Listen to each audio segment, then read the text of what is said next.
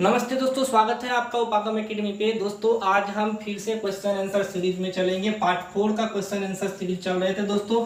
10 number तक बता दिए थे। क्वेश्चन नंबर 11 से आज हम शुरू करेंगे। हम दोस्तों आपको पूरा का पूरा सिलेबस और क्वेश्चन सही में बनवाएंगे। आप ध्यान से इसे पढ़ेंगे और जो भी प्रॉब्लम हो आप टेलीग्राम पे आए, हमें बोले कि सर ये प्रॉब्लम से ये समझ में नहीं आ रहा है, हम आपको उस चीज़ों को सही से सॉल्व करवाएंगे। क्वेश्चन नंबर 11 आपको वेक्टर फॉर्म दिया है किसी भी बल का। अगर किसी भी चीज का मान लीजिए x का वेक्टर सम दिया हुआ है xi प्लस yj और प्लस z तो इसका एक्चुअल मॉड्यूलेशन होता है x square plus y square plus z square. Always उसका जो आपको मॉड्यूलेट फॉर्म होता है वो अंडर रूट तीनों का समीशन होता है। तो आपको फोर्स दिया हुआ है तो अंडर रूट 6 का स्क्वायर प्लस 8 का स्क्वायर प्लस 100 का 10 का स्क्वायर, ये होता है 36 और 64 200 का होता है 100 का 10 और 2√2। तो फोर्स निकल जाएगा 2√10 सॉरी 10√2 माफ करना 10√2। यहाँ से हमसे क्या मांग रहा है दोस्तों? एक्सेलरेशन दिया हुआ है, मास मांग रहा है। कितना दिया है एक्सेलरेशन? 1 मीटर पर सेकेंड। तो मास बराबर क्या होता है? Force by acceleration. आंसर 10/√2 ना, नहीं होगा। क्वेश्चन नंबर 12 पूछ रहा है कि जल में तैरना संभव है। दोस्तों बहुत आसान है। कोई भी आदमी अगर जल में तैर रहा है तो ये आगे की ओर ये हाथ मारता है, ये माफ करना, ये आदमी पीछे की ओर हाथ जब मारता है तो इस आदमी को आगे की ओर ठेलता है। न्यूटन्स थर्ड लॉ बोलता है कि action and reaction are opposite in magnitude but in opposite same in magnitude but opposite in direction. Opposite in direction. हमने आपको चप्पू देखा होगा, किसी भी आदमी को नाव चलाते हुए देखोगे तो चप्पू इधर रहता है तो नाव आगे की ओर जाता है। यानी ये पानी में नाव के विपरीत दिशा में लगाया गया बल नाव को आगे की ओर ढकेलता है। संवेग संरक्षण का सिद्धांत और न्यूटन्स का तीसरा नियम, ये दोनों न्यूटन्स के तीसरे नियम पे कार्य करते हैं। ये इसका आंसर हो जाएगा सी नंबर। 13 नंबर कहता है न्यूटन्स की गति का तृतीय नियम निम्नलिखित के संरक्षण पे काम करता है। तो इसका हो जाएगा दोस्तों संवेग, बता चुके हैं। क्वेश्चन नंबर 14 द्रव्यमान 10 kg का द्रव्यमान 1 रेखाखंड इतना वेग से गतिमान है। विस्फोटित हो जाने के कारण 9 kg तथा 1 kg के दो पिंडों में विभक्त हो जाता है। तो ये संवेग संरक्षण के सिद्धांत का फॉर्मूला पे है, जो कि दोस्तों जो भी व्यक्ति, अगर आपको प्रॉब्लम हो रहा है, आपसे पूरी तरह से रिक्वेस्ट है आप जाएं, आप पहले फिजिक्स पे मेरा लेक्चर देखेंगे, प्ले लिस्ट पे जाके फिजिक्स से लिंक भी हम भेज देंगे, वहां पे जाके आप जो है मोशन चैप्टर जरूर देखेंगे, जहां हमने कंजर्वेशन ऑफ मोमेंटम पढ़ाया है। कंजर्वेशन ऑफ मोमेंटम संवेग संरक्षण का सिद्धांत हम पढ़ा चुके हैं दोस्तों। आप जब वहां जाओगे तो ये चीजें आपको देखने को मिलेगी और आप इसे जरूर देखें ताकि आपको जो क्वेश्चन हम बता रहे हैं वो आपको समझ में आ पाए। हमको क्वेश्चंस दिया हुआ है, V1 दिया हुआ है, मास दिया हुआ है, V2 दिया हुआ है, V3 दिया हुआ है। क्या क्या दिया हुआ है चलिए सुनिए। एक्चुअली में दिया हुआ है, कहता क्या है कि 10 kg का एक शिलाखंड है। क्वेश्चन नंबर कितना है भाई? 14। 10 kg का एक पत्थर है। कितना है इसका वेट? 10 kg का। कोई दिक्कत नहीं है।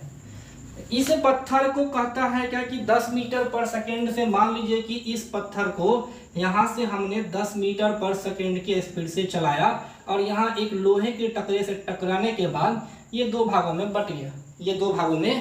बट गया, जिसमें कहा गया कि एक 9 kg और एक 1 kg का हो जाता है। तो सर ये कितना kg का?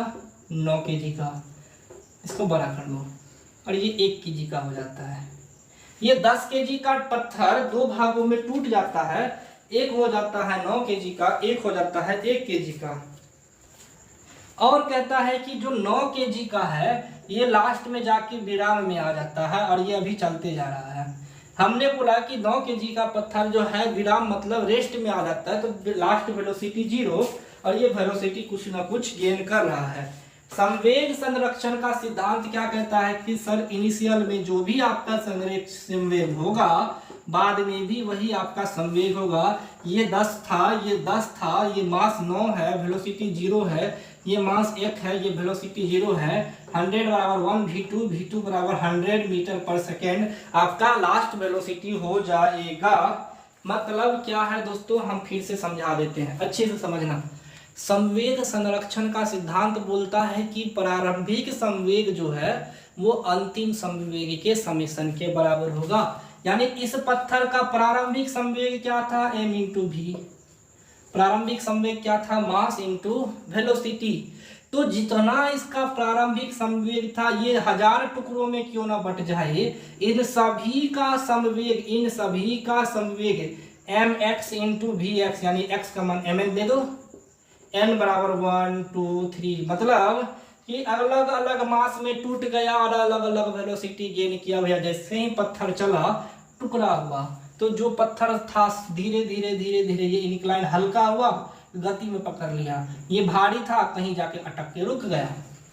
तो संवेग संरक्षण का बोलता है कि जो प्रारंभिक संवेग था अंतिम संवेग उन सभी टुकड़ों के संवेग के बराबर होना चाहिए। ये संवेग संरक्षण का सिद्धांत कहता है। तो प्रारंभिक संवेग कितना था, मास इंटू वेलोसिटी, पिंड का मास 10 केजी, पिंड का वेलोसिटी 10 मीटर पर सेकेंड यानी 100। अब कहता क्या है कि बड़ा वाला पत्थर हो गया रेस्ट में, तो वेलोसिटी 0, मास दिया हुआ है। छोटा वाला पत्थर वेलोसिटी में चल रहा है जिसका मान पता नहीं है लेकिन मास दिया हुआ है। तो हम संवेग संरक्षण का फॉर्मूला अप्लाई किए। इंपॉर्टेंट क्वेश्चन है, ये क्वेश्चंस आने की संभावना है, हम इसको आप स्टार मार दो, ये क्वेश्चंस आ सकता है।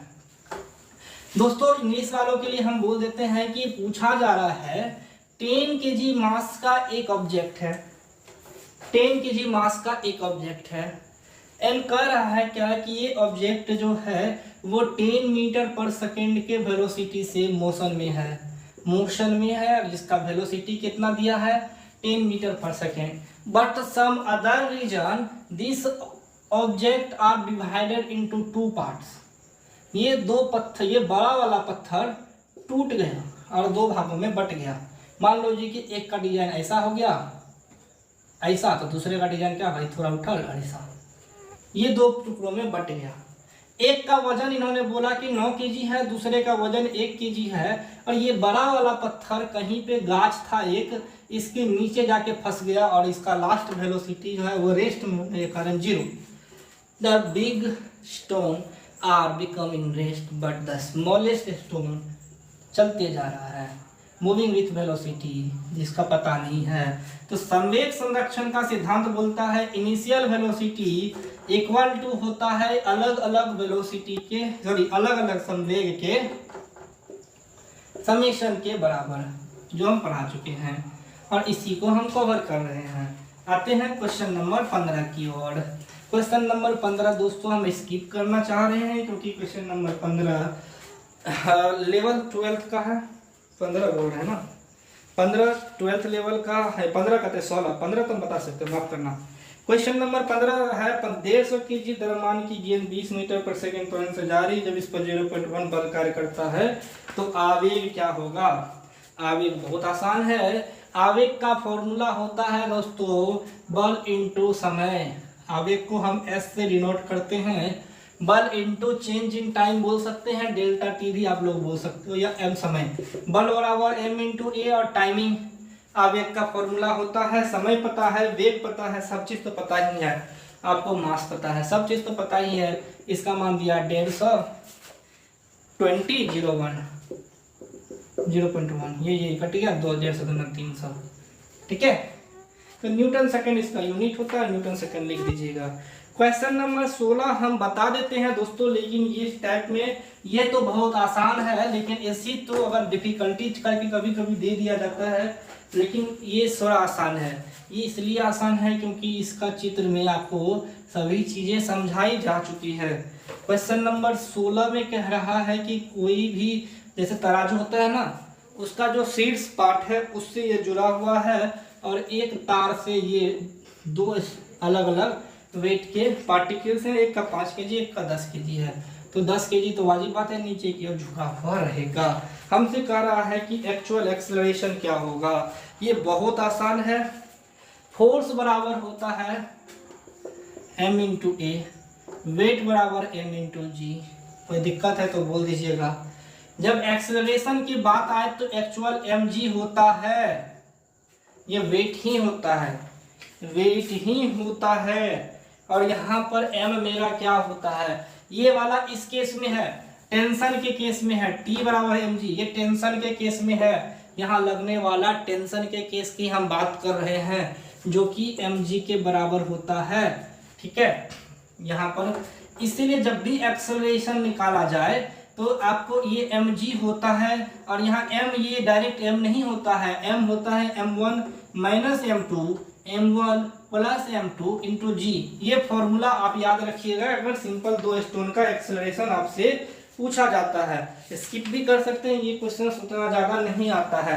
तो 10 में से 5 गया, m1 ये, m2 ये, तो 5/15 गुना जी का मान 10 मान लो, 1/3/10/3 आपका आंसर हो जाएगा, या 9.8/3 जो आप बोलिए। आंसर 16 का g/3, इसको g ही है आंसर, g/3।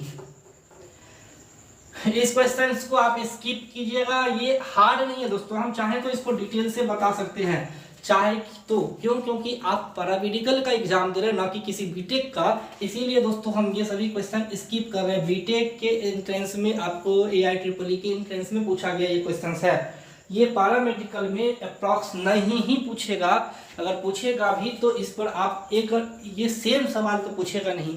आपको इसके लिए टेंशन पता होना चाहिए, किसी भी ऑब्जेक्ट के तराजू का अगर हम बोलते हैं तो वेइंग पता होना चाहिए, वेट निकालने का फॉर्मूला पता होना चाहिए।